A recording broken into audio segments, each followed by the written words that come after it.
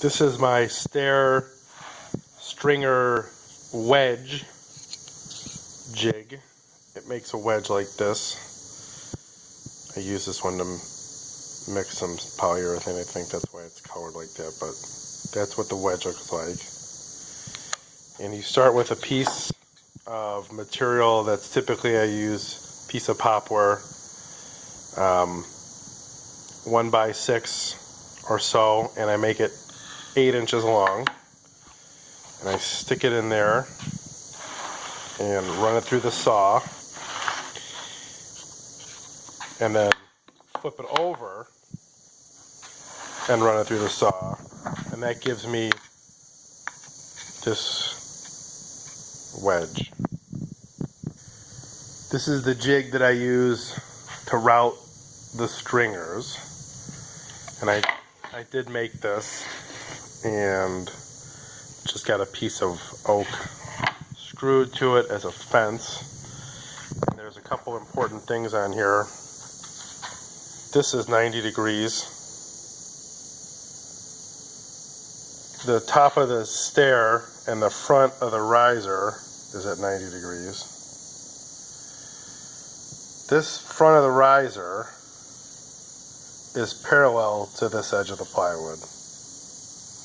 And the top of the tread is parallel to this edge of the plywood. So when I have it on my material, the angle, this angle, as opposed to the stringer, is the same as this angle to the stringer. And this one, likewise with this one. And now this is the jig on top of the stringer. I already cut these. This was what I used to cut them. It's still set up for them. I did the math and I figured out my run, which is from here, was this long. I forgot how much it was, but I marked it. Same thing with the rise. And then when I moved down, I knew I just worked this way down, and I know I'm at the right spot when this meets the riser. And then I would screw it down and route it out. And then march down. And when I get to the last one, because these edges are parallel, that's my cut at the end.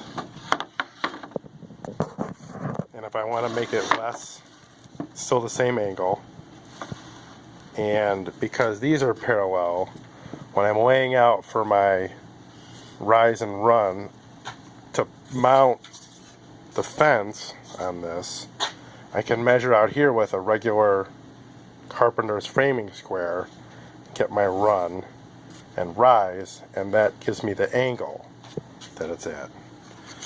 So after they're all routed, and I pre-painted these pre-finished treads,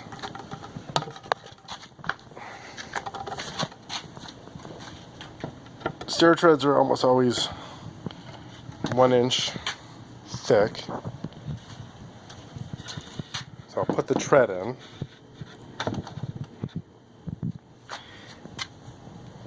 And then I'll take one of my wedges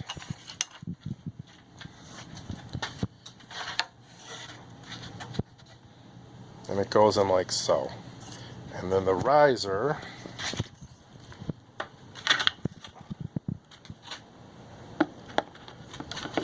goes in.